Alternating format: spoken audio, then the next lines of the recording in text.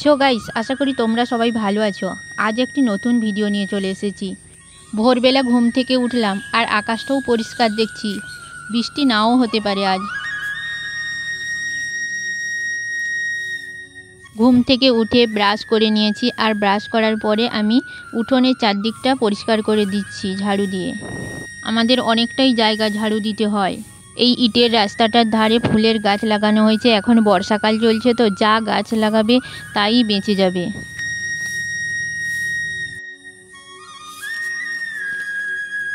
তারপর আমি ছাদে চলে এলাম আর ছাদে এসে আমার প্রিপারেশনটা শুরু করছি।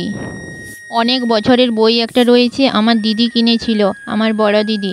আর ওই বইতে খুব সুন্দর শর্ট কোশ্চেন রয়েছে হিস্ট্রি। এই বইটা থেকেও আমি কিছু কোশ্চেন প্র্যাকটিস করি।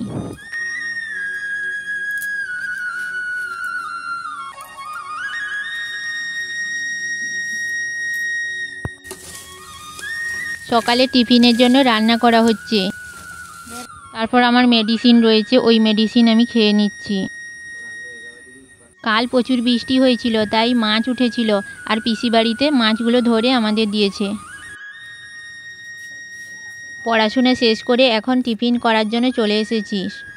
ভাইয়ের জন্য বেড়ে দিচ্ছি, তারপর আমি নিজে খেতে বসবো।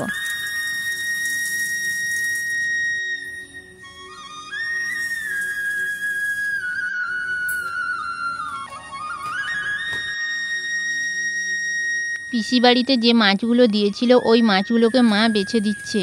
টাটকা মাছ তো খেতেও ভালো লাগবে।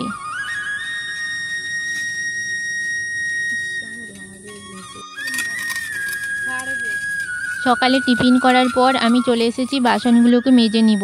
বাসনগুলো ধুয়ে যখন আমি কলতলা থেকে নেমে আসছিলাম তখন পাটা স্লিপ করে গেল আর আমি অনেক জোরে পড়ে গেলাম, তো আমার পায়ে লেগেছে। এখন ঠিকঠাকই আছি, একটু ব্যথা আছে।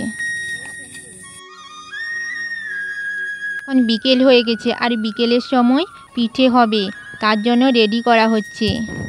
তোমাদের জামাইবাবু আজ আসবে, তার জন্য পিঠে করা হবে। আর ওর আসতে একটু লেট হবে, ফোন করলো, তার জন্য একটু লেট করে পিঠেটা তৈরি করা হবে। সব কিছু রেডি করে রেখে দেওয়া হচ্ছে। আজকে ক্ষীরের পাটিসাপটা করা হবে, গরম গরম খাওয়ানো হবে তোমাদের জামাইবাবুকে, তার জন্য একটু লেট করে বানানো হলো। ওর আসতে একটু লেট হয়ে গেল। মা পিঠেটা বানাচ্ছে।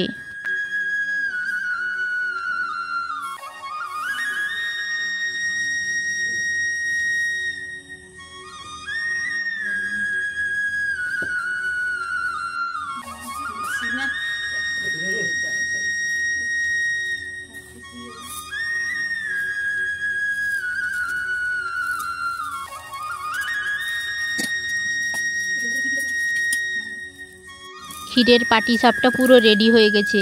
এদিকে তোমাদের জামাইবাবুও চলে এসছে। আমি ডাল বসাচ্ছি, রাতে ভাত হবে। উনুনে ভাতটা বসিয়েছি আর গ্যাসে ডাল করব আর সবজি তরকারি করব, মাছ তরকারি করব।